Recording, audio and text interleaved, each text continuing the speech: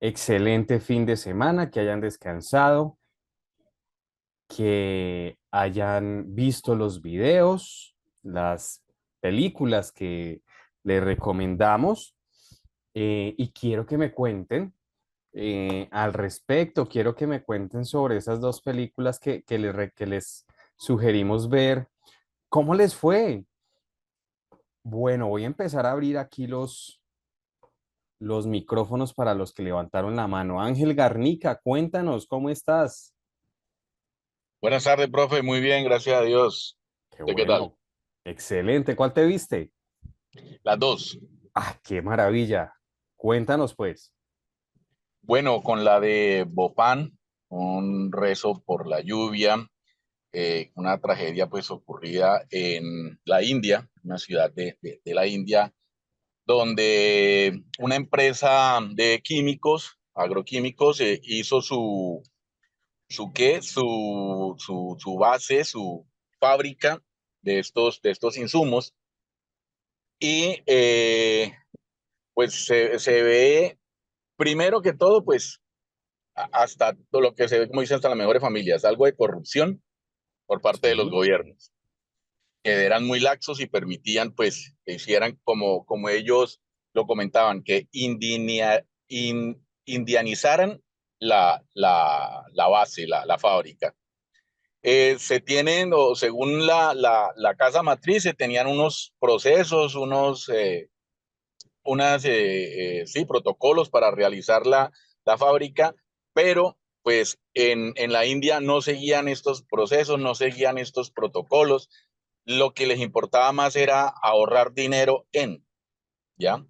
Sin importarle la vida de los demás. Entonces, con ese ahorro de dinero, ¿qué hacían? Apague el aire que va a enfriar la tubería y que me va a mantener a mí el químico en una temperatura que no va a ser algún accidente, que no va a explotar. No, apáguelo porque tengo que ahorrar dinero. Que necesito mantenimiento acá, necesito mantenimiento de la tubería. No, no lo podemos hacer porque necesitamos dinero. sí, Llegaba el que supuestamente mandaba ahí, entonces decía, láveme el tubo, métale agua, sin antes sí. haber hecho un protocolo de mantenimiento, drenar la tubería, mirar si no hay gases, tener en cuenta la matriz de peligros y la ficha técnica de ese químico, cómo era el comportamiento con el agua. Entonces, todo eso, la suma de todos esos factores llevaron al final a, a que se produjera la tragedia. Y otra cosa, que entonces los que querían hablar, pues los callaban, y esto, por ejemplo, el de la prensa, el del HS se aburrió, el de seguridad se aburrió porque dijo, no, no me están prestando atención, aquí no es así, y renunció, pero lo vi como que en el turno de la noche donde ocurrió la tragedia. Sí. Entonces, eso fue una tragedia ya anunciada y cuando uno coloca plata por encima de los procesos de seguridad, algo va a suceder, algo va a suceder. Ok, Ángel, espérame un segundo, no termines ahí. Es que me dicen acá que no están escuchando varias personas. Quiero saber si los demás nos escuchan, porque quiero saber si es un problema de nosotros o es un problema de las personas que, bueno, me dicen que si escuchan bien, Melissa, Dina. Está bien, profe. Ok, entonces yo creo que es un tema de que, bueno, deben darle ahí, vincular el audio, conectar al audio para que puedan escuchar bien. Entonces voy a colocar acá, dar clic en vincular audio para que nos escuchemos perfectamente. Listo, continúa Ángel. Y en la otra película que es Horizonte Profundo, bueno, esa ya es la tercera vez que me la veía. Yo trabajo en el sector de hidrocarburos y nos la vimos una vez en un taladro. Sí, Entonces, pues ahí vimos también esa vez muchas cosas. En esta juega un papel importante también, no seguir los procesos Eh, la empresa, los churumbelos llegaron y hicieron su cementación, pero no hicieron el registro. Entonces eso era una de las cosas muy importantes porque sin el registro uno no sabe cómo es la calidad de la cementación del fragüe de ese cemento, que como dicen es el que va a proteger que la presión interna del hueco no vaya a ser más grande que la externa, que lo que da el lodo, y que se produzca esa patada de pozo. Ujú. Llevaban, creo que 43 días de retraso, que eso es un platal, ¿sí? Sí, Más en una plataforma todavía cuestan mucho más las cosas y aproximadamente un taladro cuesta como $25,000 diarios. El, el, ujú, el alquiler del taladro, no me imagino un offshore que es todavía mucho más costoso. sí, Entonces, ellos necesitaban poner a producir ese pozo y no se aguantaron en la esperada de los registros que los tenía que hacer la Schlumberger y los mandaron. ¿Quiénes los mandan? El company de la ujú, BP, que es el dueño o la operadora, el dueño del pozo, y ellos, porque ellos quieren producir. Entonces ahí se saltaron una cosa importante y crítica, porque es que la cuestión de la cementación, como se vio en la película, si no quedaba bien, esa era tragedia anunciada.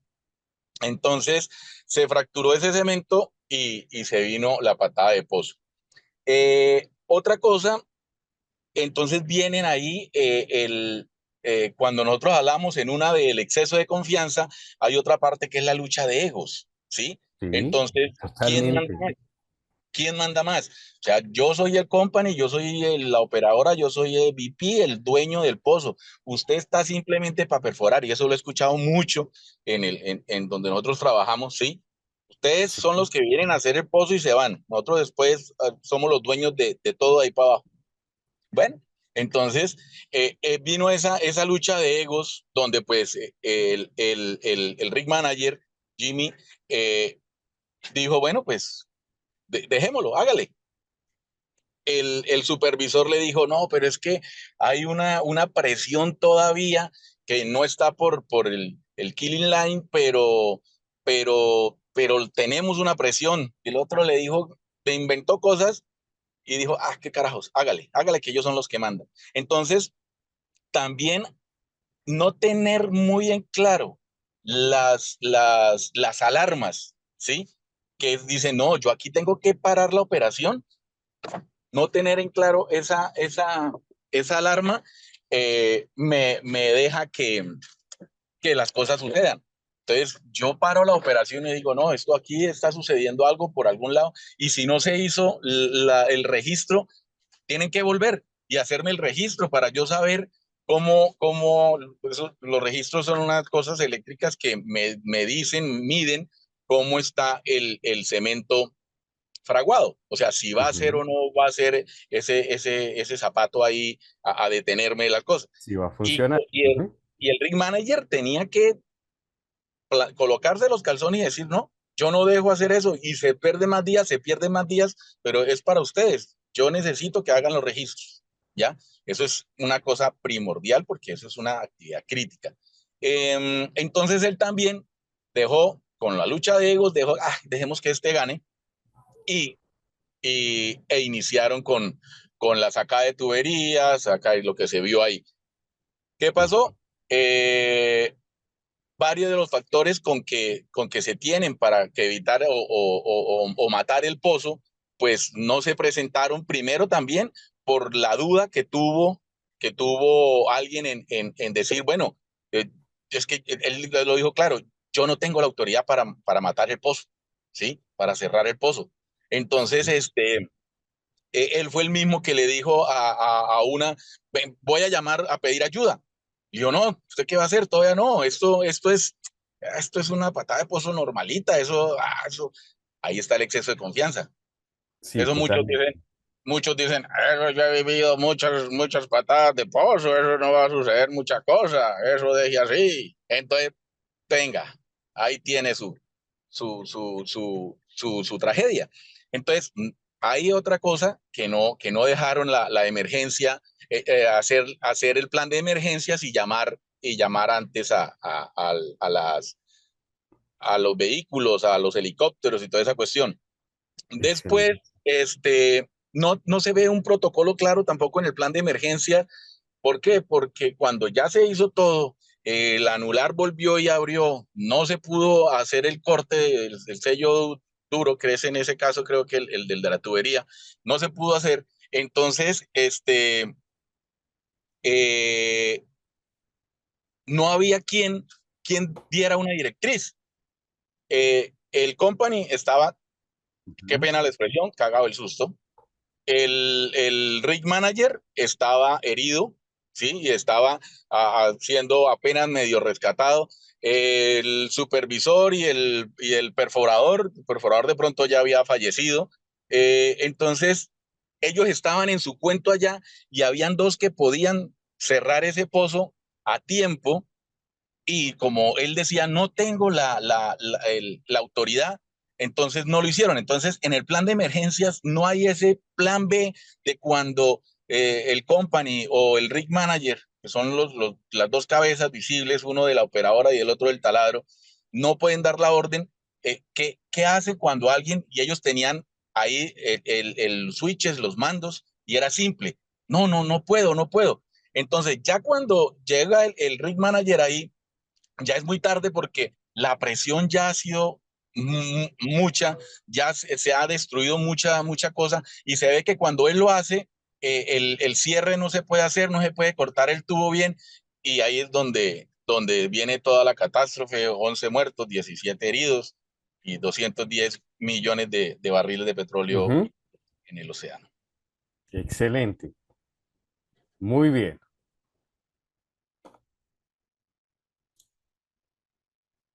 Muy bien, Ángel. Muchísimas gracias. Bueno, espérenme que no sé qué me pasó aquí. Sí, muy bueno todo ese análisis y de lo que vimos allí. Eh, bueno, son situaciones que ocurren. Diría uno, eso no ocurre en mi país, ¿cierto? Eso ocurre en otro país, en otro sitio, ¿sí? Que hay luchas de egos, que los que tienen más experiencia dicen, no, hágale que eso no pasa nada, que mm, sabiendo que hay procedimientos, sabiendo que hay estándares, llega el personal nuevo y no los capacitamos adecuadamente, sino hágale que usted vino fue a trabajar y en el camino aprende. Muy bien, Ángel, muchísimas gracias. Vamos con Juan Pérez. Juan, ¿eres de Chile o de México? Chile, creo. De Chile, profesor Andrés, Cuéntanos, Juan. agradecer a don Ángel por su comentario. Y la verdad que yo vi la película de Bhopal, vi Sí, la secuencia de una situación que, por lo cómo se describe, parece inimaginable, digamos. Pero estamos claros que los efectos transgredieron los límites laborales. El agente químico transgredió los límites, no solamente le causó afectación, pero ligera, digamos, a quienes operan, sino que también a la población vecina. sí, Ahora, lo que rescato en términos de como antecedente es que el químico inicialmente era con un objetivo bélico, era generar bombas, o sea, armas químicas. Y lo primero que preocupa es finalmente que el trasfondo del químico muy nocivo era para el efecto de que posteriormente se desencadenó, pero sin con esa finalidad, digamos. Ahora, también llamó la atención que en la cronología aparecía una posición del responsable en materia del dueño del proceso, que no era del país donde se provocó la emergencia, pero ahí es donde, profesor, yo rescato lo que hemos señalado en otras clases anteriores, en donde hay dos propósitos a la hora de efectuar la investigación. Una es el empleador dueño, ¿cierto? Que por lo que describen los hechos, intentó poner el antecedente de que había un sabotaje a la hora a lo mejor de no asumir responsabilidades en el orden penal jurídico y en ese orden los trabajadores de la misma empresa acudieron a un analista, ¿cierto? A un especialista externo. Ujú, Y en eso, bueno, al finalizar la película, el especialista externo deja de lado, ¿cierto?, el sabotaje que era finalmente lo que señalaba el dueño, porque queda en evidencia, ¿cierto?, la secuencia de lamentables eventos que gatillaron posteriormente en esta muerte de más de 3.000 personas en una ciudad de 500.000 habitantes. Ahora, también en ese contexto yo ratifico y reafirmo mi concepto en términos de que la herramienta administrativa creada o validada bajo un sistema de gestión no es un papel, no es, la herramienta es creada como para elaborar una metodología. Y si en eso coincidimos, también permite dejar bajo como decir de manera objetiva, una evidencia de que se efectuó la tarea, claro que respalda, pero la finalidad de crear una herramienta es tratar de que la tarea se planifique y se ejecute de manera, ojalá con el mínimo error. Entendiéndose que es una herramienta, al igual que la investigación, ¿cierto? Es una herramienta de planificación o de identificación de peligros hoy día en el lenguaje más actual y busca dar una orientación de cómo efectuar una tarea segura. En otro orden, vimos también en la película donde veíamos la actividad ferroviaria, que yo hago la comparativa. Cada país hoy día está también en su capacidad de desarrollo, ¿cierto?, incorporando en el medio de transporte o desde el punto de vista tecnológico innovación, que es en el contexto, ¿cierto?, a veces de querer aumentar el transporte, como ocurre con los temas ferroviarios, pero no hay que desconocer de que la energía va aumentando exponencialmente y perder el control en un transporte de esa naturaleza, evidentemente las consecuencias van a ser graves. En este orden químico, claramente el objetivo después del origen que era bélico era elaborar material pesticida. ujú. Y con eso se entiende que la empresa tenía varias instalaciones a nivel mundial.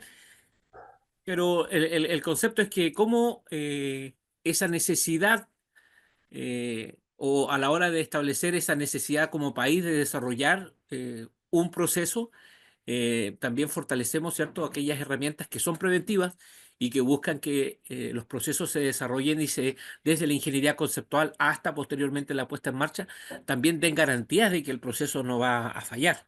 Eso hoy día se ve mucho en la aeronáutica. La aeronáutica hoy día ha desarrollado inclusive inteligencia artificial en estos dispositivos, en donde cuando se dice el piloto automático, ya los procesos son prácticamente muy seguros. Bueno, esa lógica es la que debiéramos trasladar, ¿cierto?, a los procesos que son legítimos en cada país. Eso, querido profesor, estamos atentos. Juan, muchísimas gracias, Boris. Ya te voy a dar la palabra y les voy a contar algo de lo que mencionan ustedes y es que es muy cierto. Miren, hace un par de años hicimos una parada en una planta de GLP eh, y era hacer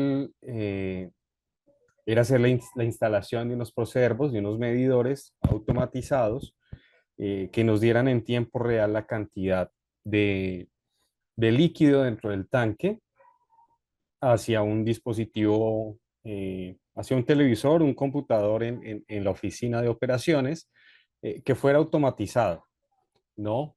Para no tener la necesidad de ir hasta el tanque, mirar en los rotogauge y validar a través de las mediciones manuales, sino tener un equipo de medición automática.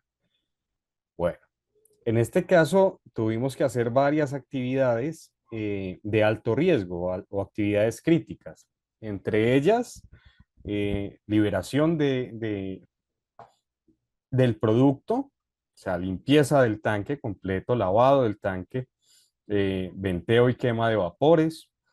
Mm, Posteriormente tuvimos que hacer también una soldadura, un corte y una soldadura dentro del tanque para poder instalar los equipos. Todo eso eran tanques de 30.000 galones aproximadamente, eran dos tanques. Y todo eso con producto al lado. O sea, al lado teníamos otros tanques, camiones, carros cisterna que estaban surtiendo la operación. Estábamos a una distancia de más o menos unos 20 metros, que si bien es guarda una distancia de seguridad, pues también es un proceso crítico porque hay mucho riesgo latente. Pero algo que me llamó la atención de esta actividad fue la preparación que se tuvo antes de hacer la actividad. Y en el campo de los hidrocarburos puede ser una actividad que no tenga el mismo riesgo que otras, ¿cierto? Pero sí es una actividad muy crítica. El proceso de planeación, el proceso de tener un equipo interdisciplinar en el que cada uno, el jefe de operación, el director de operaciones, el jefe de planta, el jefe de mantenimiento, el personal de integridad, el personal de HCE, todos confluyeron en grupos de trabajo previos a la labor. Y fue una actividad muy bonita porque permitió desarrollarse mm, en un tiempo menor al que teníamos planteado, ¿cierto? Aunque la quema fue más larga, la quema de vapores estaba programada para 8 horas, pero se nos extendió a 14 horas. Sin embargo, el resto de la operación se redujo. Teníamos programada esa actividad para más o menos unas 2 semanas y la hicimos en una semana y un día más o menos, eh, pero que llevó a fin la actividad sin errores, porque todos estuvimos basados en los procedimientos, en los estándares que habíamos establecido, en la preparación ante emergencias previo a los acontecimientos. Entonces hicimos simulacros antes de la actividad, antes de llevar a cabo este proyecto. Y eso nos lleva a entender cómo es que ocurrieron estos accidentes de los videos, de las películas que le sugerimos, ¿no? Hubo muchas fallas, hubo muchos errores, pero Boris nos va a contar algunos. Boris, buenas tardes, ¿cómo estás? ¿Cómo está mi estimado Andrés? Excelente, ¿y Gusto tú qué saludar, tal? compañeros, a todos. Sí, para acotar en el tema de los dos videos y lo del tren, y justo leyendo el mensaje en el chat que están escribiendo. Sí, hay que recordar que, desgraciadamente, hay que decirlo así, en los países Medio Oriente, Pakistán, Turquía, excepción de Israel, el tema no es como acá las normativas que bien o mal aplicamos. Allá no existe eso, por ejemplo, el apoyo para eso de industrial. Incluso muchos pueden haber visto los videos que se pasa por redes sociales o internet de la industria pakistaní y turca, Sí, viendo cómo trabajan, ¿no? Trabajan excelente, que hasta yo los admiro, ¿no? Pero si ustedes se fijan, no hay normativa, no hay nada, ningún tipo de seguridad para nada. Las máquinas, por último, en ciertos videos sí mencionan que son, por decir, máquinas traídas de Alemania o de Estados Unidos, pero de esas máquinas ellos comienzan a copiar y hacer sus propias máquinas, que son máquinas muy buenas, te cuento. Y yo incluso esos videos los utilizo para temas de concientización, reflexión, capacitación, inducciones para el personal tanto en el área mecánica, ¿no? De ver lo que pasa, o sea, de trabajar en ese aspecto, porque claro, el video nunca te dice ahí qué es lo que le pasa al trabajador que está expuesto a esos gases, vapores, calentura y tal así, que su rango de vida, por decir aquí en Latinoamérica o en América, tenemos un rango de 80 años. Allá, créeme Andrés y compañeros, no llegarán más allá de 40, 45, quedarán lisiados con enfermedades pulmonares, de piel, qué sé yo. Y eso hay que recordar, por eso allá lo que pasó en la explosión de esa planta, que el de seguridad que estaba ahí prácticamente era, ¿cómo te puedo decir? Un papel, hay un tatuín que él optó por renunciar, claro, o sea, es lo que prácticamente yo te cuento que yo también hago. Cuando las cosas yo prefiero renunciar y salir con mi hoja de vida intacta, excelente. Bueno, diligencia y cumplimiento de las mismas autoridades y gerencias que no le prestaron el apoyo, porque si pasa algo, créeme, Andrés, compañeros, todos han pasado eso, que el que marcha y el que le echan la culpa es al técnico de seguridad. Al siempre. técnico de seguridad, esa, créeme, es así, es así. Por eso te digo, allá es la normativa. Vaya que pueden tener buenos profesionales, pero no les dan el apoyo y a las áreas el apoyo, como les sea, necesario para que ellos puedan hacer su trabajo. Y como decía en la planta, en la plataforma marina que pasó en México, es lo mismo lo que decía el compañero Ángel. Eh, Muchos errores, mucho exceso de confianza, como dice en los chats, que les cuento como experiencia. Yo cuando estoy así en esos temas, yo mismo, como Boris García, pido cambiarme de áreas, porque desgraciadamente uno asume su área y ya la tiene tan perfecta que no ve nada malo. No, a nuestros ojos no pasa nada, pero viene uno de atrás sí ve cualquier cosa y yo me voy a otras áreas y veo cosas malas, por decirlo así, ¿no? Y eso es bueno porque así las áreas se comienzan, como te digo, a, a renacer, a reestructurarse de algo que tú ya la ves por los años de experiencia y de que la tienes, parece que es tu niña de tus ojos, pero que no pasa nada, pero sí, está pasando muchas cosas, ¿no verdad?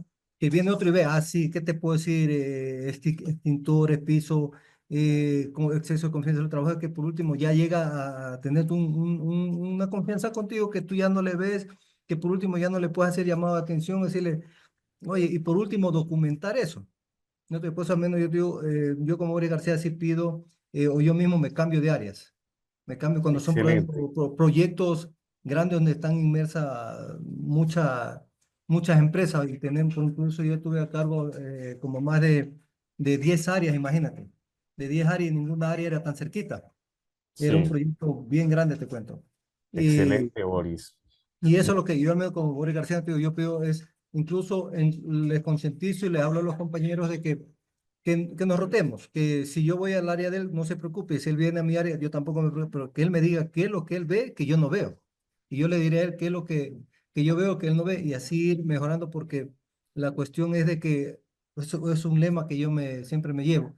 Nadie se me queda Ex- en el camino, ni un soldado se me queda en el camino, o sea, todos entramos y todos salimos. O sea, Excelente. y hacer Muy bien. nuestra hoja de vida como profesionales que se valore más. Cuando te digo, y volviendo al tema de Pakistán, Turquía, no te digo, allá el tema de seguridad industrial, créeme, prácticamente no existe. Son buenos trabajadores, buenas fábricas, buenos trabajadores, ver la inventiva, la creatividad de ellos, pero no hay una normativa, te cuento, que palpable es en el video de la explosión de esa planta. No Excelente, existía nada. Boris. Muchísimas Y la gracias planta por de tu México, aporte. imagínate que teniendo más experiencia los Company Man, que prácticamente son la mente maestra, que llegamos nosotros casi a ser como ellos, la mente maestra de los fiscalizadores. Mira cómo fallaron. Cómo Claro, fallaron, como dijo el compañero, bueno, a la final la obra es mía, tú solo viniste a hacer tu trabajo para sufrir y ándate. Por abaratar costos, lo que hablábamos siempre en las primeras clases. Y lo del tren, lo mismo. Por ejemplo, en ese tipo de tren, por lo general andan dos personas. Imagínate poner una persona en la capacidad, condiciones físicas de él. Y el exceso de confianza y más allá con sus problemas personales, físicos y mentales que la deja a la vez como tener tu carro, que no le pongas el freno en mano en una pequeña cuestita. O por último, supuestamente que está a nivel, el carro se mueve. Tú te vas cuando ves claro. que el carro se está.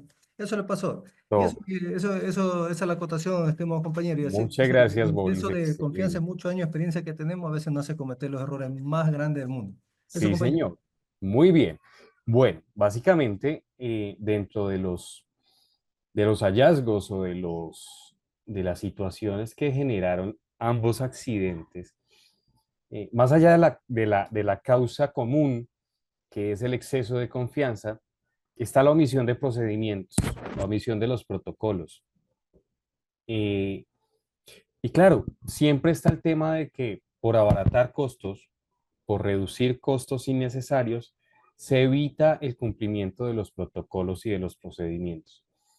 Dentro de la película de Bhopal hay algo que rescatar y hay algo que se menciona y es previo a ese inicio de la reacción química entre el MIC, el isocianato de metilo, con el agua, ¿no? Eh, el procedimiento decía que había que instalar una brida ciega, que había que realizar una purga del sistema, verificar que no hubieran mm, trazas de MIC, de isocianato de metilo en las líneas, antes de ingresarle agua a las líneas. Sin embargo, un supervisor le dice a un trabajador nuevo, bueno, usted no sabía hacer la actividad. Y él le dicen, pues no, a mí me capacitaron 2 semanas, pero no me dijeron cómo es. Y el trabajador se va a leer el manual y el supervisor le dice, usted no necesita eso, simplemente abra la llave y ya. Cuando el supervisor, uno de los supervisores verifica que realizaron la limpieza de las líneas con agua sin haber puesto bridas ciegas o tapones y de haber purgado las líneas, pues entonces ya se desata el infierno que costó la vida de tanta gente en Bhopal.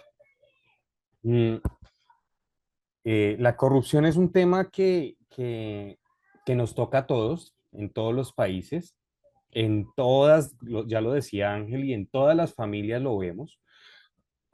Puede ser en la familia más pequeña o en la más grande, pero siempre vamos a ver ese tipo de situaciones. Pues ya hemos visto el ejemplo de 2 ocasiones que BP, una de las más grandes, se ha visto envuelta en este tipo de situaciones que son bastante serias.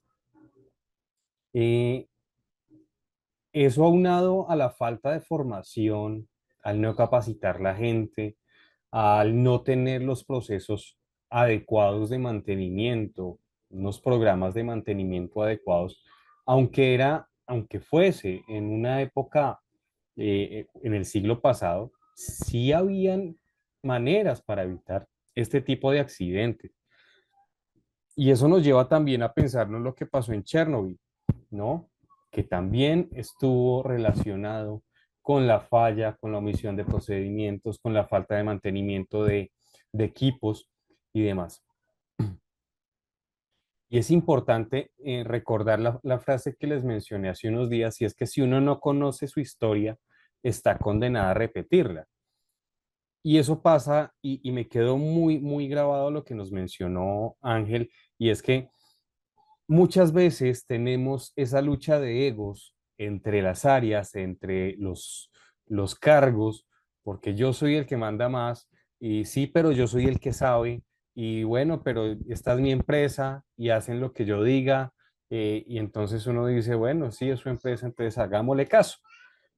Y a veces no nos amparamos en el criterio que tenemos como profesionales y como expertos en el área, sino que permitimos que pasen cosas simplemente por no discutir con un área que está, con una persona que está en un cargo un poco mayor. Vamos a pausar ahí la reflexión sobre las películas un momento y voy a mostrarles algo interesante. Acá en pantalla ustedes están viendo y me confirman si están viendo la pantalla. Estamos en una página de Google Chrome. Estamos viendo una carpeta que dice Diplomado Investigación de Accidentes e Incidentes Laborales. Entonces ahí en esa carpeta ustedes van a encontrar todos los módulos, toda la información que hemos ido cargando de acuerdo con las clases. Entonces, en este momento ustedes pueden validar, encuentran el módulo 1, encuentran las normas y encuentran los links asociados a eso y la presentación. Ingresan al módulo 2 y va a aparecer la misma información. Aparece aquí la presentación y aquí los links de consulta. De la misma manera, ustedes pueden ingresar al módulo 3 y en el módulo 3 se encuentran unas documentaciones, unas cartillas y la presentación. Aquí faltó adjuntar el link el Word que contiene todos los enlaces, los vínculos. Y hoy, al finalizar la clase, en el módulo 4 vamos a incluir toda la información relacionada con la clase de hoy. ¿Listo? Esto aparece pues para las personas que deseen adquirir el certificado, va a estar disponible también para ustedes. Muy bien, les prometí algo, les prometí una presentación, una actividad.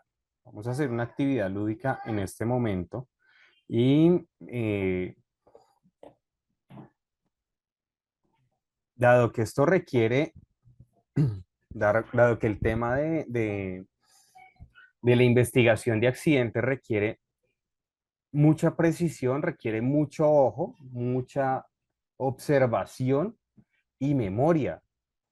Entonces quiero que eh, empecemos a ver ahí por el chat, me dicen, Andrés, presiona la uno, presiona la 4, la segunda de la segunda línea, la tercera de la cuarta línea y así, para ir validando cuáles son las imágenes que están ocultas. ¿Listo? Entonces ustedes me dicen, no, prima la primera. Ah, bueno, primimos la primera y la emparejamos con la última. Bueno, no, entonces no es esa. Ya ahí les di dos, dos imágenes de ventaja. Entonces cuéntenme aquí en el chat cuáles vamos abriendo para que ustedes vayan teniendo una... Listo, espérenme acá un segundo. Jader nos dice 4, la 4. Entonces vamos a ir a la 4 en este momento. Y la 4 es esta. Muy bien, Jader, ¿cuál más? Uy, espere que no sé por qué no me permite mostrar. Vamos a dejarlo emergente más bien. Eso, así. Eso, así está mejor. Listo, entonces, Jader nos dice la 4 y Brigitte nos dice la fila 2 la 4, entonces la fila 2 la 4 y la fila 3 la 4. Muy bien. Eduardo Montes nos dice presiona la 2. Walter Villamizar la 3. Jader nos dice 3, fila 3.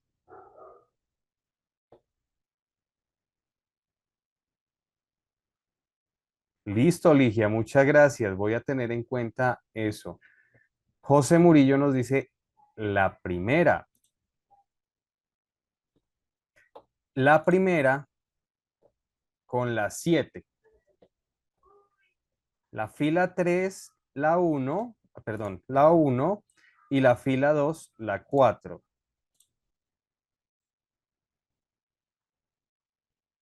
Bueno, vamos a hacer algo entonces acá. Vamos a activar el micrófono para los que quieran participar. ¿Listo? Vamos a activar el micrófono, levanten la mano el que quiera participar y vamos mostrando la presentación. Ustedes me van diciendo cuál vamos activando.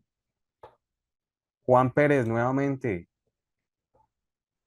La primera columna en Sí, la fila, el número 1, con la primera columna en la fila número 3. listo. ¿Ya las viste? Ok. Bien, Walter Villamizar.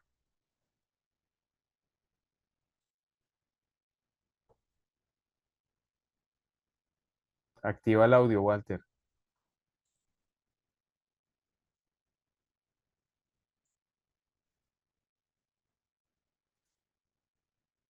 Mientras que Walter lo activa, Sandra activa el micrófono. Ya, buenas tardes. De la fila 4, la 3. Ok, de la fila 4, la 3. 3. Ya, y de la última fila que sería 5, 6, la última. De las ¿Esta última? 5, no, ya esa está bien. Y de la 4, la 3. Esa es una, y de la 4, la 3. Está. Más acá, más acá, más acá. A la derecha, a la izquierda. Ahí, Ok. sí, gracias. Muy bien, Sandra, excelente. Vamos con Sandra Riaño.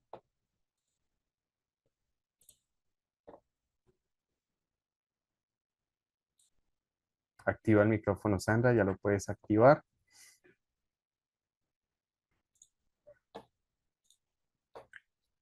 De la fila 4, la 3. De la fila 4, la 3. Y de la fila 5, la 2. Muy bien. 1, 3, 4, 3. Nos quitó esta presentación acá. Bien. Bueno, esta era una actividad simplemente como un rompehielos. La idea es que ustedes Y esto también lo voy a colgar dentro de las memorias y de los archivos para que ustedes lo puedan obtener y para que ustedes puedan compartirlo y trabajarlo y hacer dinámicas en sus empresas y puedan desarrollar esas actividades lúdicas con sus trabajadores. Entonces, si se dan cuenta, por acá tenemos una, por acá tenemos el otro, entonces aquí hicimos la parejita, por acá hicimos otra parejita, ¿cierto? Los guantes, por aquí tenemos otra parejita, por acá se me fue. Por acá tenemos otra parejita, creo que es esta, sí. Y bueno, así usted va empezando a observar, empezando a identificar dónde hay detalles, dónde hay actividades, dónde hay eh, hallazgos que le pueden servir a usted, ¿cierto? Y todo esto le permite a usted desarrollar más esa visión como investigador. Entonces, es importante que nosotros desarrollemos esa habilidad como investigadores porque nos basamos en lo que vemos y en lo que analizamos y en los detalles. Uno de los detalles importantes en estas actividades es enfocarnos muy bien en lo que están haciendo los trabajadores, ¿cierto? En cómo se comportan. ¿Qué hacen los trabajadores después de un accidente? ¿Qué hacen mis trabajadores después de que tenemos un accidente de trabajo? ¿Cierto? Se reúnen y hablan del accidente y mientras que hablan, entre ellos se comentan qué pasó, qué pudo haber ocurrido y a veces tienen como miedo de informarnos a nosotros las cosas tal cual como son, ¿sí? Pero entre ellos se hablan y entre ellos se cuentan todas estas situaciones que a veces nosotros las pasamos por alto porque no nos queremos involucrar mucho con los trabajadores. No, hay que involucrarse, hay que hacerlos cercanos en este tema de la investigación de los accidentes de trabajo. Hay que generar una confianza, hay que generar un vínculo con ellos para que puedan ser transparentes a la hora de investigar un accidente de trabajo. Bueno, ya me conocen. Soy Andrés Valencia. Estas son las redes sociales de la corporación y son las redes sociales mías. Eh, en Facebook, Educación Virtual Club, en Instagram, Educación Virtual Latam, en TikTok, educación.virtual.club, en YouTube, Educación Virtual Latam, en Instagram también me encuentran como Íntegra Gestión del Riesgo. Hoy vamos a trabajar un tema, hoy es el módulo número 4, recopilación y análisis de datos. Y hoy vamos a desarrollar el primer tema. El segundo tema lo vamos a desarrollar el día de mañana. El primer tema, que es entrevistas y testimonio, lo vamos a desarrollar el día de hoy. Mañana vamos a hacer a trabajar y hablar sobre ese análisis de documentación. Dentro de las entrevistas y los testimonios, es importante que nosotros aprendamos a leer entre líneas, a que podamos entender lo que los trabajadores nos dicen y lo que los trabajadores nos ocultan. No hay que entender la entrevista como un proceso de intimidación, como un proceso de cuestionamiento, ¿cierto?, hacia el trabajador. No hay que utilizar esa técnica que vemos en en las películas del policía bueno y el policía malo. No, al contrario, nosotros debemos darle a los trabajadores la garantía de que en el desarrollo de las actividades, en el desarrollo de la entrevista, van a estar tranquilos, van a estar confiados, no va a pasar nada si nos cuentan lo que ha ocurrido, lo que está ocurriendo, lo que ocurrió previo al accidente de trabajo. Y en ese sentido, pues la entrevista parte y la entrevista es una conversación entre dos o más personas, porque podemos tener entrevistas grupales. No sé si alguien ha participado en entrevistas de trabajo con varias personas, con un grupo de personas, 6 personas al tiempo, y hay un entrevistador y les va preguntando, les va haciendo la misma pregunta a todos los aspirantes. O pasa también en las universidades, cuando estamos de aspirantes a una universidad eh, podemos también utilizar. ¿Cuál es la mejor opción para hacer la entrevista? ¿En conjunto o por separado? Bueno, lo importante acá, lo primero es buscar la verdad. ¿Cómo buscamos la verdad? Separando a nuestros testigos, separando al testigo de el accidentado, ¿cierto? Que luego podemos hacer una entrevista grupal. Sí, claro. Entonces hacemos primero nuestra entrevista individual, preguntamos y le cuestionamos a cada una de las personas, oye, ¿qué pasó? Cuéntanos cómo ocurrió, cuáles fueron las secuencias de eventos. Y luego cuando ya hemos recogido las versiones, podemos tener una reunión grupal en la que entre las dos personas o las varias personas que hayan estado allí nos eh, podamos contrastar lo que nos dicen en la primera vez con lo que nos dicen en la segunda vez.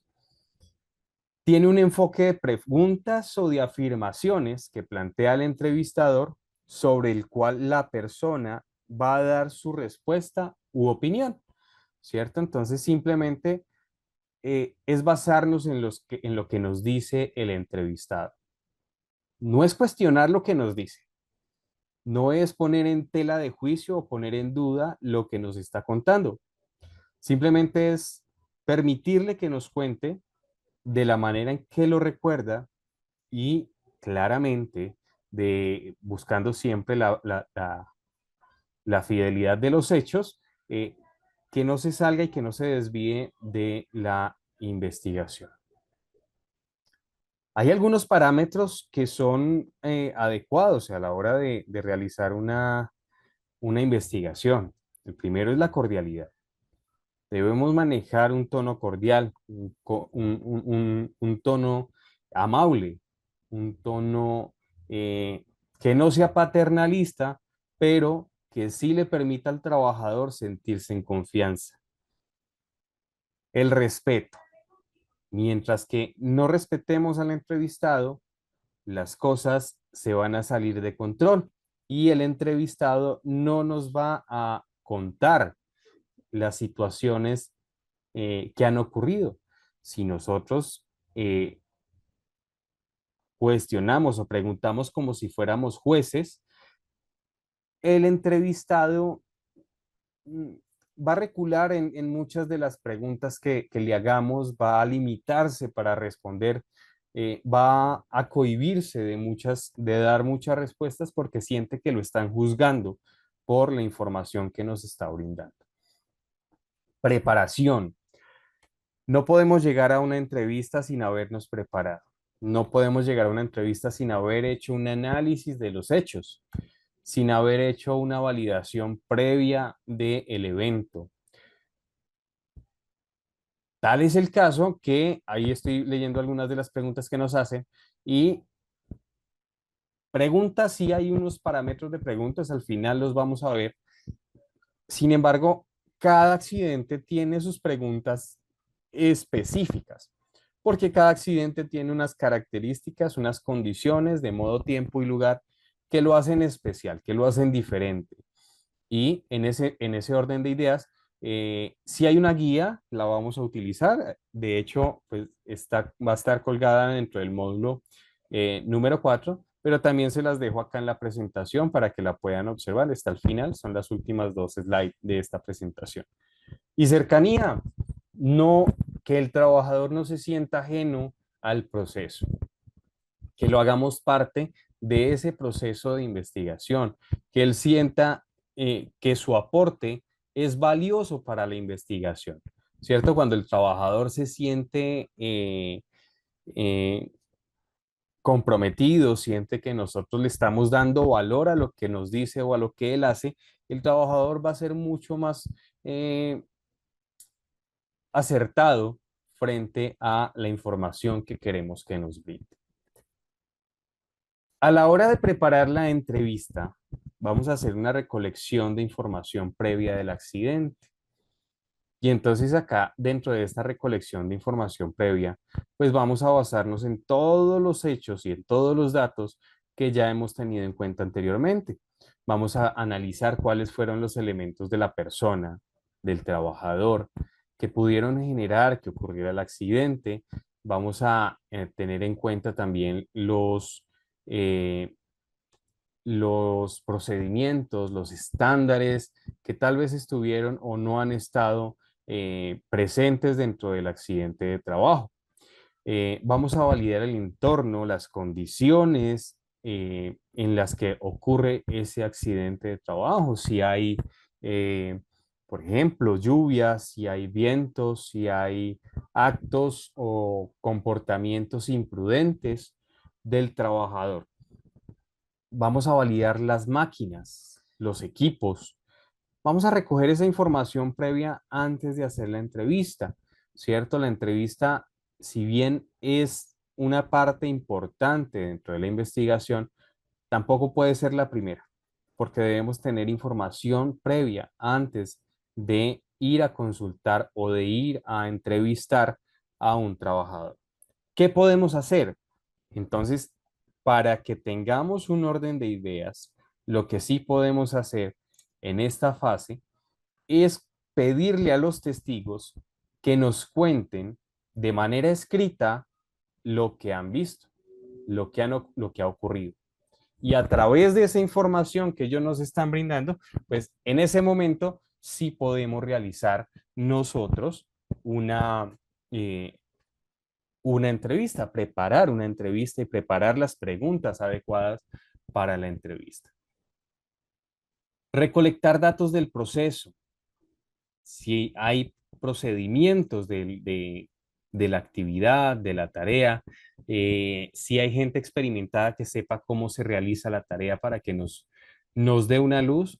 A veces llegamos nuevos a un proceso y no conocemos correctamente cómo se hace o no estamos enterados de procedimientos o actividades que son esporádicas, o tal vez viene un contratista, una persona, una empresa externa a nosotros y no sabemos cuál es la actividad que realiza específicamente porque no es el rubro o no es la actividad económica en la que nosotros nos estamos desempeñando. Análisis de la documentación de los trabajadores involucrados. ¿Será que es importante revisar la documentación del testigo o solamente me baso en la documentación del trabajador accidentado? ¿Qué creen ustedes?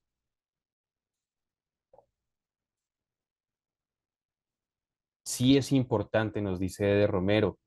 Gregorio Feria nos dice registros fotográficos y declaraciones de personas del entorno. La entrevista da más pistas que el testigo, no comentó en la declaración escrita. Sí, señor. Excelente. Nos dice de aquí Gina, sí, porque hay tono acusatorio, la gente se cohíbe totalmente. Toda documentación es importante porque se pueden deducir factores. ¿Y qué tipo de documentación? Ya te vamos a decir qué documentación. Si no hay congruencia entre lo escrito y lo verbal, ¿qué decisión se debe tomar para el registro en la investigación? La del testigo es importante. Bueno, ¿qué información del testigo es importante? Pues, compañeros, información del testigo que sea relevante para nosotros. Información sobre su estado de salud, información sobre las condiciones médicas del trabajador, si el trabajador conoce los procedimientos, porque si es un testigo que no conoce los procedimientos, nos va a decir, no, él estaba haciendo las cosas mal o él estaba haciendo las cosas bien, pero en realidad el trabajador no conoce el procedimiento y no conoce la manera en cómo se deben llevar a cabo las actividades. Entonces, si es una persona que no ha sido formado, pues claro, él nos va a decir, no, sí lo estaba haciendo bien porque es que yo lo hago así, ¿cierto? Su estado de ánimo y de actitud el día que ocurrieron los hechos. Claro que sí, Walter. Todo este tipo de documentación, si tiene de pronto llamados de atención, memorandos por falta de o por no cumplir con las normas, eso nos va a decir que es una persona que también es propensa a cometer actos inseguros o actos imprudentes. Entonces, no va a haber que otro trabajador cometa actos inseguros porque para él es normal, ¿cierto? Ese tipo de documentación debemos validar cuando hagamos las preguntas o cuando hagamos la recolección de los documentos del testigo, ¿sí? Y me refiero a esos documentos. Eh, Documentar una serie de preguntas específicas iniciales. A medida, claro que sí, Olga, tanto la documentación tanto del testigo como del accidentado. Nosotros debemos preparar una serie de preguntas muy específicas y muy puntuales para la investigación, que sean iniciales, porque a partir de que nosotros llevemos unas preguntas en la entrevista, pueden surgir nuevas interrogantes, nuevas preguntas a los trabajadores. Por ejemplo, en una ocasión, en un accidente de trabajo, uno de los trabajadores me mencionó que el vehículo,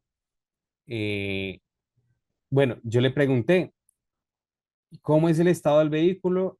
¿Cómo era el estado del vehículo antes del accidente? ¿Le servían los frenos? ¿Sí o no?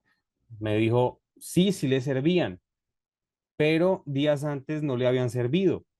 Yo, ok, ¿y cuándo fue que no le habían servido? ¿Y eso está reportado en algún preoperacional del vehículo? Sí, sí se había reportado, pero ya se había reparado. Pero ese evento es recurrente en ese carro porque nos toca pasar por unas zonas que tienen unas inclinaciones muy elevadas. ¿Y cuándo le habían informado ustedes al área de HS esa situación? Y esa pregunta, esas dos preguntas, no estaban preparadas, ¿sí? Que se fueron dando a medida que iba avanzando la investigación, ¿no?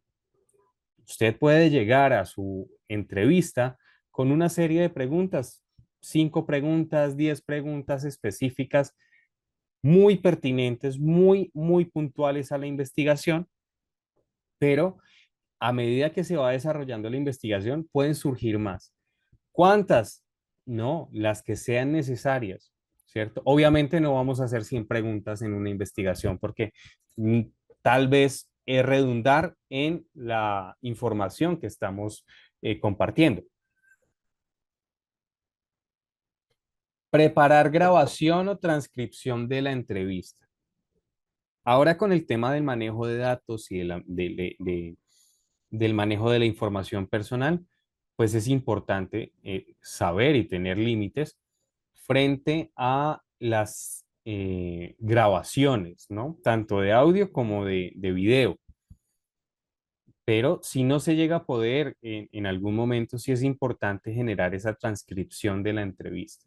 Que yo tenga manera de que lo que el trabajador me está diciendo a mí va a quedar copiado de manera fiel, de manera fidedigna, que no vayan a haber interpretaciones a lo que el trabajador me dijo, ¿cierto? El trabajador me puede decir, no, es que él se subió mucho. Y entonces yo dentro de la investigación, no, es que él estaba 3 metros arriba.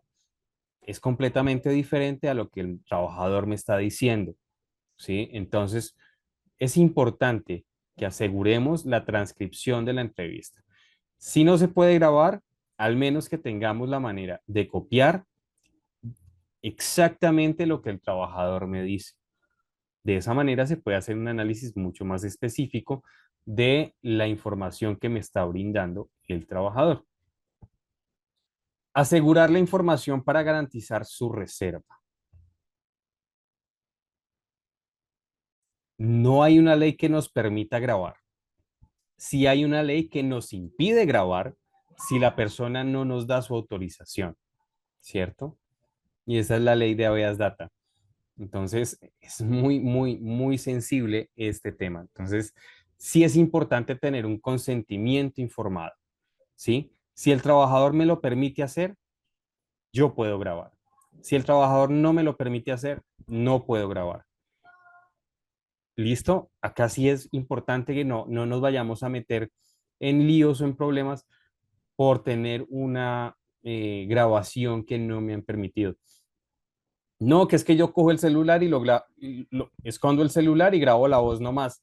No, si se llegan a enterar de que usted hace eso, se puede meter en líos porque se prefiere y se privilegia el derecho de las personas a que su intimidad sea respetada, ¿no? Eh, es diferente, es diferente cuando la situación se da en un ambiente público, ¿no? Y que pues en la calle podemos grabar cualquier cosa, pero sí es muy sensible el tema de no grabar si no tenemos autorización del trabajador. Asegurar la información para garantizar su reserva. Evitar que la información se vaya a perder. Evitar que la grabación, que la transcripción que yo tuve, que las copias del consentimiento informado, que lo que el trabajador me escribió, la versión del testigo escrita, no se me vayan a perder. Porque si yo debo, porque, porque si yo dejo que esa información se pierda, va a significar un retroceso en la recolección de la información. Y el trabajador me puede decir, no, yo ya leí la información, no se la vuelvo a dar. O el trabajador puede que me vuelva a dar la información, pero después me dice, no, es que yo no dije eso, yo dije otra cosa. O cambie las versiones y por eso es importante garantizar su reserva siempre. En muchas empresas hay gente muy curiosa, ¿no?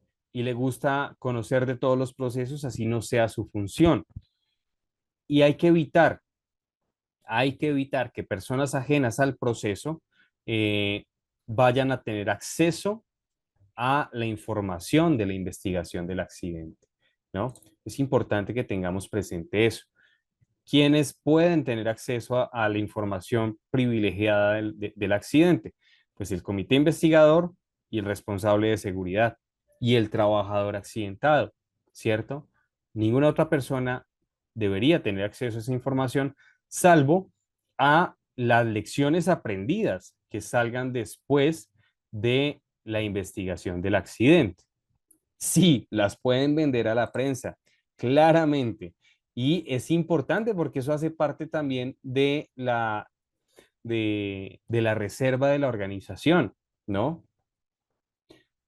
Bueno, dicen acá, y si el trabajador envía la información por el medio del audio de WhatsApp, si el trabajador es el que me envía la información a través de WhatsApp, él implícitamente nos está dando autorización para utilizar ese audio, ¿sí?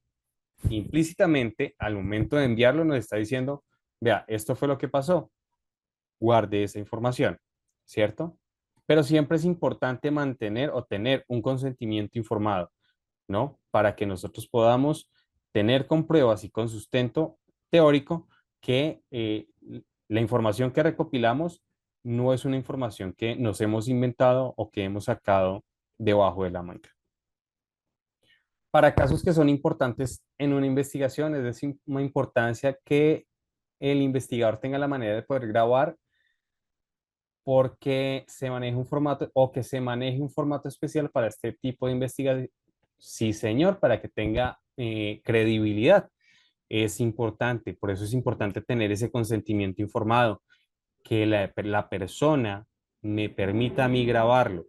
En algunas empresas, desde el momento en que ingresan a la organización, eh, dentro de la cláusula del contrato, pues dentro del contrato colocan una cláusula que les dicen que todo lo que pase en la empresa y que el trabajador autoriza y da su consentimiento para que sea grabado en voz y en video en casos en que se requiera, ¿no? Pero eso es un tema que debe estar vinculado de acuerdo con los parámetros legales, ¿no?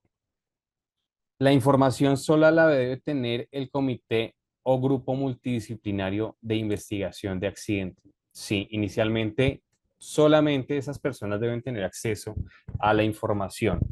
Posteriormente, posterior al accidente, es válido que todos tengan acceso a la lección aprendida, ¿no?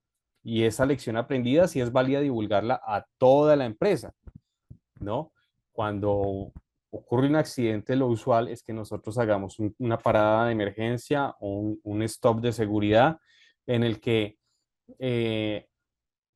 divulgamos a todos, divulgamos a toda la empresa, a todas las áreas, mm, lo que ha ocurrido en un área específica para que sepan qué pasó y cómo lo podemos evitar, ¿no? Muy bien. Competencias del entrevistador. Muy bien. Acá lo primero es el respeto. Y debemos mantener un respeto ante todos y ante todo durante todo momento de la entrevista. Y debemos mantener un respeto por el entrevistado. Lo que el entrevistado me diga, sea cierto o no sea cierto, yo debo recogerlo, ¿sí? Así yo sepa que me está mintiendo, debo recoger esa información. Porque una vez que yo recopilo esa información, yo voy a hacer el análisis de todos los datos y de toda la información que recogí. Y puedo estimar qué es valioso para la investigación y qué no es valioso. Ya está dentro del consorte o dentro de la autoridad de la organización tomar acciones administrativas como sanciones a los trabajadores que no informen adecuadamente o que no den la verdad de los eventos o de los sucesos que ocurren, ¿cierto? Yo como empresa puedo decir dentro de mis políticas, el trabajador que mienta o que falsee información puede ser sujeto de sanción, ¿cierto?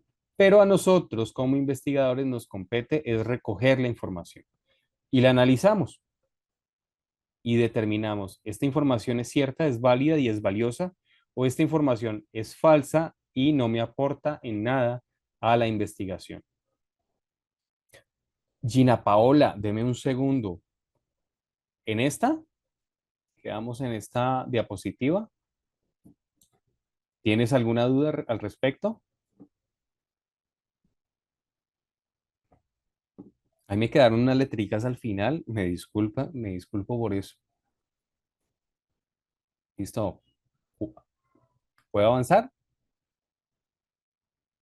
¿Qué pasa si la versión del accidentado es diferente a la del testigo? Muchas veces las versiones no van a coincidir, ¿cierto? Muchas veces la versión del testigo difiere de la versión del accidentado, porque una cosa es lo que yo estaba haciendo y otra cosa es lo que estaba haciendo el que me vio, ¿sí? Y si no me vio desde una posición privilegiada, pues puede tener una visión alterada de lo que ocurrió. Claro que sí, el accidentado muchas veces va a tratar de librarse de la responsabilidad. Y ahí, por eso es importante seleccionar bien los testigos. Si el testigo es amigo del accidentado, seguramente va a buscar la manera de ayudarlo para que no se vea su responsabilidad en la investigación. Pero si no es amigo, si al contrario es enemigo, entonces va a ahondar en la responsabilidad del trabajador accidentado. Por eso también tenemos que buscar que la persona, que el testigo sea neutral y no solamente apalancarnos en la entrevista, sino apalancarnos en más información, en toda la información y en todo ese mundo que hay alrededor del accidente de trabajo. Walter nos dice que de acuerdo a la información que logre recolectar, el investigador clasifica qué es lo que... Exactamente, Walter. Yo puedo recoger 10 hojas o 20 hojas o puedo recoger una tera de información, una terabyte de información. Pero resulta que de esa tera solamente me sirven 100 megas. Está bien. O de esas 10 hojas solamente me sirve una hoja y que esa hoja, en esa hoja puedo encontrar las causas del accidente. Está bien. Lo que sí hay que hacer es ser muy juicioso recopilando toda esa información. Y no descartar nada de la información hasta que no pasemos al proceso del análisis. Neutralidad. Muchas veces nosotros somos personas, somos seres humanos, somos seres sintientes y es normal que a veces también tengamos algunos sentimientos hacia algunos trabajadores, ¿cierto? Y dentro de esos sentimientos que tenemos hacia algunos trabajadores, pueden estar, no sé, un sentimiento de afecto o un sentimiento de ira hacia un trabajador. Y eso puede hacer que sesguemos la información, que sesguemos la investigación y que también tratemos de buscar o hacerle caída al trabajador o buscar más la responsabilidad del trabajador que la responsabilidad y las causas detrás del proceso, ¿no? Eh, Eder, muchas gracias. Hay que olvidarse de las interpretaciones personales y los juicios de valor, ¿sí? Sería válida una prueba de polígrafo si la empresa la tiene como política. En ocasiones, en algunas empresas se utiliza, pero sí debe haber una política establecida dentro de la organización, ¿no? Y debe estar el personal capacitado para poder realizar el polígrafo. Sí, señor, hay casos en los que no hay testigo, no hay testigo, fue solamente el trabajador accidentado y nos toca creer en lo que dice el trabajador accidentado, ¿sí? Pero ahí está también el tema del análisis de la otra información. Eh, un trabajador en una empresa llama por teléfono, dice, oiga Andrés, me accidenté, me caí, estaba moviendo unos cilindros y me caí, me golpeé, me está doliendo la rodilla mucho, entonces me voy a ir para urgencias, me voy a ir para el sitio de emergencias, para el hospital. Ok, listo, entonces voy a proceder a recoger la información para la investigación. Si lo atienden, perfecto. Si no, me informa inmediatamente y se viene para la empresa. Bueno, al trabajador no lo atendieron y él decía que le dolía mucho, mucho la pierna derecha, la rodilla de la pierna derecha. Listo, cayó sobre la pierna derecha, se golpeó muy fuerte y entonces vamos a validar qué es lo que pasó. No lo atendieron en el hospital, llegó a la empresa, yo validé, hice la revisión pues del golpe eh, y ya tenía inflamación en la rodilla, en la pierna derecha, pero tenía el pantalón sucio en la pierna izquierda. Y entonces usted empieza a analizar, oiga, si el trabajador se accidentó y me está diciendo que se golpeó la pierna derecha porque cayó en el piso y se ensució, ¿por qué se ensucia la rodilla izquierda y no la rodilla derecha? Y si ya está inflamado, eso quiere decir que eso no acabó de pasar, sino que ya lleva un tiempo de haber ocurrido. Ahí es donde debemos nosotros analizar esa información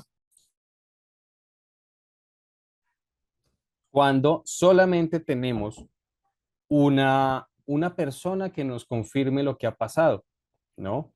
Ahora, ¿qué pasa cuando el trabajador muere y estaba solo? ¿Qué versión vamos a tener? Pues nos toca empezar a usar todo el análisis de los datos y de las otras informaciones que podemos recopilar. ¿Listo? Objetividad. Recuerden que el objetivo de este tema es uno solo, es garantizar o buscar las causas que procedieron al evento, ¿sí? No buscar culpables, no buscar culpables, ¿sí? Culpables se pueden buscar en investigaciones cuando se requiere identificar una responsabilidad penal o cuando se requiere tasar alguna póliza o cuando se requiere identificar si hay una culpa para pagar una póliza diferente, ¿no? Pero nosotros estamos en pro de buscar las causas que han llevado a que ocurra el accidente. Muy bien. Comunicación asertiva. Muchas veces los conflictos se dan no es por el contenido de la información que estamos brindando, sino por el tono que manejamos cuando nos estamos comunicando.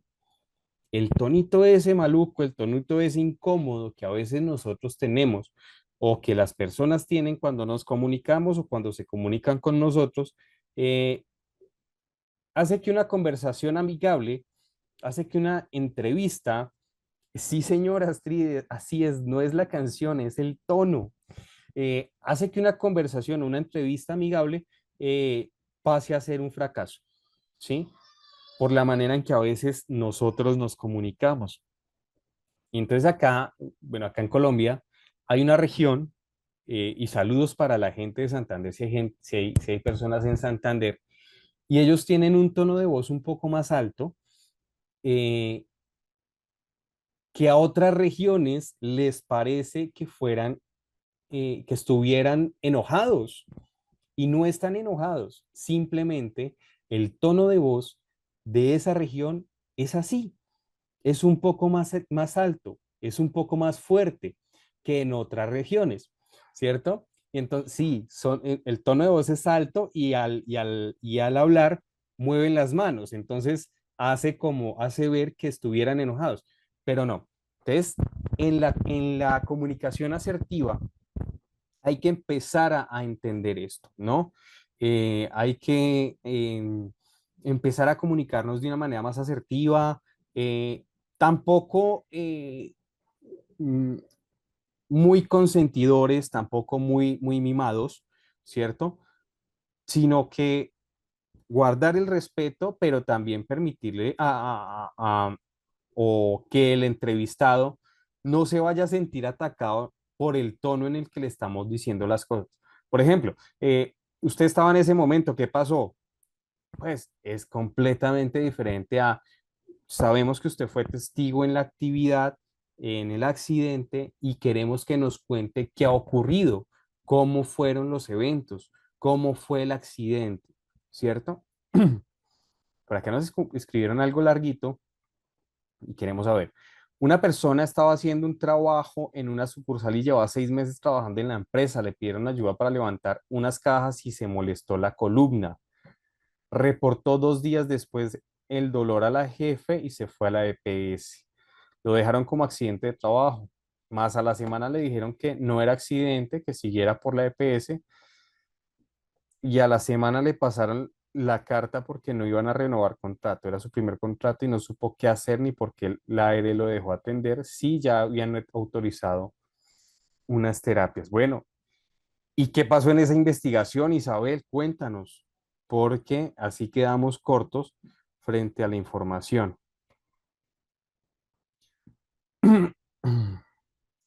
Bueno, eso es excusas, listo. No lo investigaron. Ok, es un error grande no haber investigado una situación como estas. Pero recuerden que dentro de los accidentes, para que sean considerados accidentes, bueno, eso lo vamos a ver ahora, está acá. Hay que tener en cuenta los agentes del accidente, ¿cierto? ¿Cuáles fueron los agentes? Si hay un agente que genere el accidente, pues se considera como uno. Si no hay un agente, hay que evaluarlo muy bien. Escucha activa. ¿Nosotros sí sabremos escuchar o será que nosotros escuchamos solamente lo que nos interesa?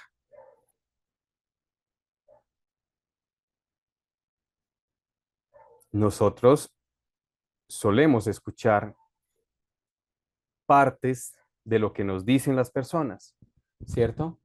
Porque no estamos pendientes, no estamos atentos a lo que nos dicen. Por eso es importante y es más valioso mantener y solicitar el consentimiento informado para poder grabar la entrevista, para que en el momento en que nosotros estemos frente a frente con el entrevistado, podamos tener esa cercanía y podemos escucharlo activamente. Que ya el celular se encargue de grabar o que la videocámara se encargue de grabar y ya podemos después evaluar nuevamente y transcribir la información, pero sí es importante que escuchemos muy bien lo que nos dice. Cuando hablamos, eh, los gestos y la comunicación no verbal, la comunicación facial, la cara, habla también por nosotros y nos permite a nosotros identificar eh, si la persona nos está diciendo la verdad, si la persona no nos está contando todo, si la persona está mintiendo, ¿cierto? De acuerdo a muchos gestos que hacen y a la manera en cómo se expresa. Cuando una persona empieza a tartamudear o a hablar con pausa, empieza a no poder expresarse bien y sabemos que es una persona que se expresa muy bien, eh, pues ahí hay algo, ¿no? Ahí hay algo que nos está ocultando, ahí hay algo que tiene frenada a esa persona para hablar, pero siempre hay que prestarle atención. Sí, totalmente. La comunicación no verbal es muy delicada y nos dice muchísimo. Tiene mucha información. Una persona que no mira los ojos cuando está hablando eh, es porque tal vez está ocultando algo que deberíamos saber, ¿no? Y así mismo, pues nos vamos dando cuenta qué tan valiosa es la información que nos está brindando, ¿no? En una ocasión, un trabajador eh, le pregunté, un testigo le pregunté que si había evidenciado cómo fue el accidente de trabajo y él me dijo, sí, no, él simplemente dio un paso hacia atrás y se cayó. Ok, listo. Y entonces empecé a evaluar y le volví a preguntar lo mismo. ¿Y cómo fue el accidente? Cuéntame. Pero en varios momentos diferentes y siempre tenía una versión diferente. Y al final me di cuenta que el trabajador no se había caído hacia atrás, sino que se había saltado desde una parte alta, lo cual tenía prohibido. Y en ese momento, pues el trabajador se accidenta y sufre un esguince, ¿no? Pero entonces lo que nos dicen los trabajadores, la cara que nos ponen cuando están hablando, sí nos permite a nosotros identificar muchas cosas. Creo que con el tema de las preguntas deben estar muy bien estructuradas y de hacer necesario hacerlas dos veces, sí, de hacerlas dos veces con palabras diferentes y ahí uno se puede dar cuenta si es real o no la versión del trabajador. Heide, muy bien, ¿es Heide o Heidi? Eh, excelente esa, eh, esa información que nos das, porque es una práctica muy, muy efectiva. Preguntar varias veces la misma información, no utilizando las mismas palabras, nos permite encontrar y nos permite tener resultados excelentes, ¿sí? Porque ahí sí nos damos cuenta si el trabajador nos está diciendo la verdad o está omitiendo información. Depende mucho la veracidad, nos dice Rafael, de la información del entorno y delante de quien se hace. Pregunte anteriormente qué quieren, que quiénes deben estar en la entrevista, porque hay personas tímidas. Me ha tocado que la entrevista con los implicados está el abogado de la empresa. No, error, error, sí. eh, están con el abogado de la empresa, la directora de recursos humanos y se imaginarán el nivel de intimidación. Bien, acá es importante, Rafael, no concientizar a las empresas que no buscamos culpables, no se busca culpables. Lo que debemos buscar son causas. Y entonces, claro, metemos a un trabajador. Pongamos un ejemplo, un pelado, un joven de 19 años, 18 años, que es su primera vez que está trabajando en una empresa. Y él vio un accidente, estaba en el sitio donde ocurrió un accidente. Y está el gerente, está el abogado, está el director de gestión humana o recursos humanos. No, este man dice, me van a echar, me van a sacar de la empresa y no nos va a decir nada. Así no sea tímido, se va a intimidar y va a callarse mucha información porque él no va a hacerse responsable de que eh, le terminen el contrato a otra persona, ¿sí? Por eso siempre hay que tener un tono amable y evitar eh, entrevistar en manada, ¿cierto? primero entrevistamos nosotros y si es necesario, pues participar, hacerlos partícipes en la investigación con los miembros del COPAS, pero que no se sienta como una cacería hacia el testigo, sino que sea más bien una conversación. Preguntas de control o verificación, exacto.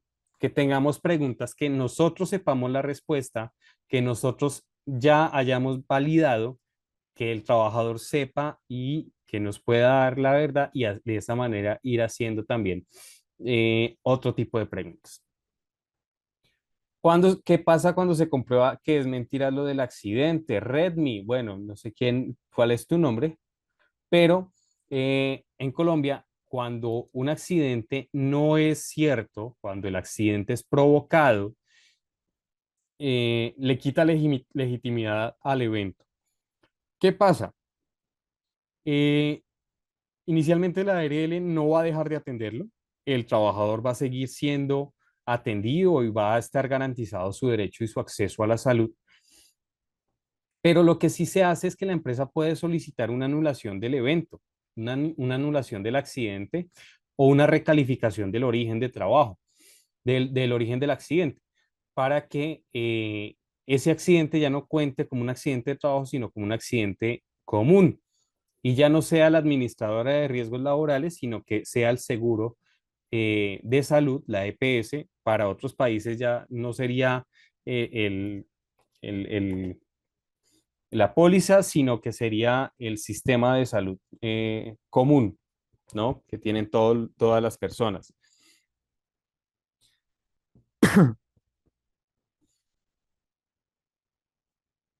Pasa muchas veces que las personas se sienten presionadas y es muy complejo y tener mucho cuidado cómo vamos a lograr esa entrevista. Sí, es complejo a veces tener una respuesta y hay trabajadores que son renuentes y dicen yo no voy a responder nada, pero dentro de la mayoría de las organizaciones y dentro de esas políticas del sistema de gestión de seguridad y salud en el trabajo, hace parte el brindar información necesaria para el cuidado de la salud de los demás trabajadores. Entonces, es importante que nosotros tengamos destacado eso dentro del reglamento interno de la empresa, dentro de la política, o en alguna parte que vincule al trabajador a lograr o al menos a llevarlo a hacer esa situación. Ya vamos a hablar de las preguntas abiertas o cerradas. En Chile, Francisco, hay una ley que se llama Ley Carín y se debe realizar un proceso investigativo respecto a denuncias de acoso laboral, sexual. Tienen un proceso de entrevista al denunciante, hacia el denunciado y parte del equipo laboral. Algo importante es que es un proceso investigativo confidencial. Sí, muchas partes o muchas empresas aún no lo han entendido, pero todo lo que tenga que ver con acoso sexual o acoso laboral, pues tiene unos procesos también de investigación que no son tan diferentes como el de un accidente de trabajo, porque también hay un proceso, una recolección de pruebas, una serie de entrevistas, un análisis de datos y es completamente confidencial. Con la compañía con la que yo trabajaba pasó un caso y hubo repercusión en los trabajadores por ocultar información verídica. Excelente. Sí, eso pasa cuando un trabajador no dice la verdad, se puede someter a sanciones administrativas de la empresa.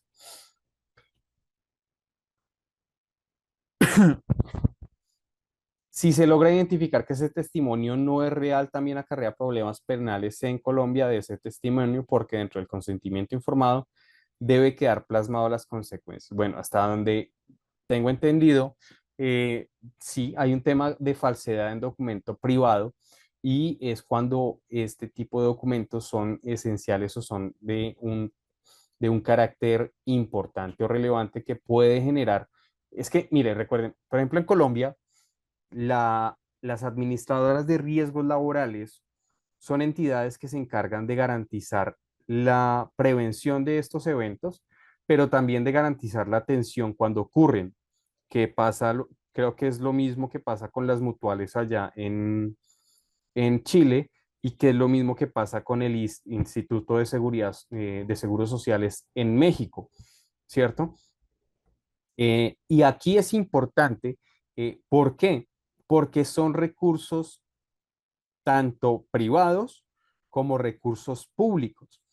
Y si yo voy a sacarle plata, es decir, yo voy a usar de los recursos de una administradora de riesgos laborales, pues estoy haciendo un uso indebido de recursos públicos y recursos privados.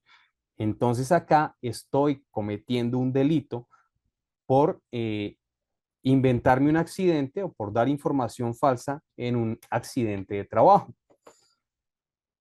Y me confirman por ahí en el chat si estoy en lo correcto, si son las mutuales en Chile y si es el ISS en México, por favor.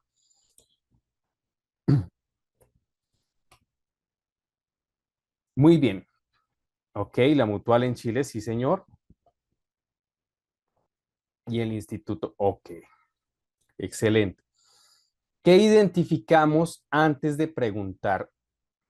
¿Qué debemos identificar? Bueno, yo les he hablado, sí, Ligia, los recursos de la seguridad social son públicos. Sin embargo, los recursos que asumen las ARLs son tanto públicos como privados, ¿no? Recuerda que las empresas hacen el pago de la seguridad social y el destinado a la ARL pues lo paga en su totalidad la empresa.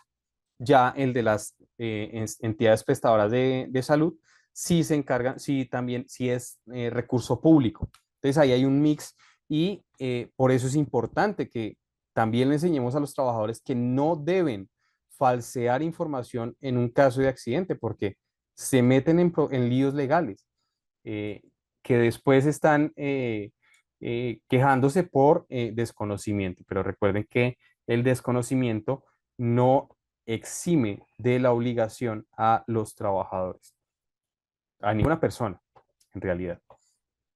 Entonces, un agente de lesión es un objeto o elemento que ha entrado en contacto con el cuerpo del trabajador, bien sea un martillo, vidrio, máquinas, equipos, líquidos, movimientos bruscos, etcétera, que fue finalmente, eh, no, hay que validarlo bien, Ligia. Los aportes de seguridad social en Colombia, no sé si estás en Colombia, eh, específicamente los de riesgos laborales, los asume la empresa y están directamente destinados a la entidad administradora de riesgos laborales. La superintendencia financiera regula y vigila que esos recursos sean utilizados adecuadamente, ¿sí? Que las ARLs utilicen los recursos para lo que están destinados y que los trabajadores no hagan un uso abusivo de esos recursos. El agente de la lesión, entonces es el objeto o elemento que ha entrado en contacto con el cuerpo del trabajador, martillo, vidrio, máquinas, equipos, líquidos o movimientos bruscos. El agente es ese elemento que entra en contacto directo con el trabajador antes de que ocurra el accidente de trabajo, ¿cierto? Es esa, es esa herramienta, es esa máquina o es ese objeto que genera la lesión en el trabajador. Tipos de accidentes que podemos encontrar son los sucesos que producen la lesión, por ejemplo, golpes, caídas de objeto, caídas desde alturas, exposiciones a líquidos o gases. Es la manera en cómo ocurre. El agente es lo que genera la lesión. El tipo de accidente es el modo como ocurre el accidente de trabajo. Ahora, la naturaleza de la lesión. Básicamente es la lesión que sufre el trabajador. Bien sean heridas, contusiones, quemaduras, esguinces, entre otras. Claro, entonces aquí estamos hablando, Roberto, de que una descarga eléctrica podría ser podría ser el agente de la lesión, porque es el elemento que entra en contacto con el trabajador. El tipo de accidente puede ser una exposición a energías eléctricas o una electrización de la persona o una electrocución si lo conduce a la muerte, ¿cierto? La naturaleza de la lesión eh, mm, podría ser para este caso una quemaduras de tercer grado o muerte, y la parte del cuerpo afectado es esa parte corporal que ha sufrido los daños, que ha sido o que ha sentido los efectos. Eh, Francisco nos dice que el problema respecto a la calificación del accidente es que las mutualidades muchas veces no quieren acreditar que se trata, sí, no, y pasa lo mismo en Colombia, claramente. Las administradoras muchas veces eh, procuran calificarlos como origen común para no asumir los costos del accidente de trabajo. Sin embargo, por ley en Colombia no se puede negar nunca la prestación de los servicios de salud a los trabajadores, a ninguna persona, de hecho. ¿Sí? Entonces, mientras que están en esa pelea, pues la ARL asume los costos y ya después, no, bueno, estamos hablando de términos muy, muy parecidos a nivel Latinoamérica. Ocurre también acá. Eh, y entonces ya cuando se determina que si es de origen común o es de origen laboral, pues ya entre entidades administrativas, perdón, entre las entidades que manejan el sistema, pues deciden quién, por ejemplo, si es de origen común, pues la ARL ya le dirá a la EPS, hágase usted cargo de los recursos y págueme lo que me debe, o por el contrario, la EPS le dirá, no, usted debe hacerse cargo de todo, pague todo lo que ha generado ese accidente de trabajo. ¿Listo? ¿Cómo vamos hasta este momento, compañeros?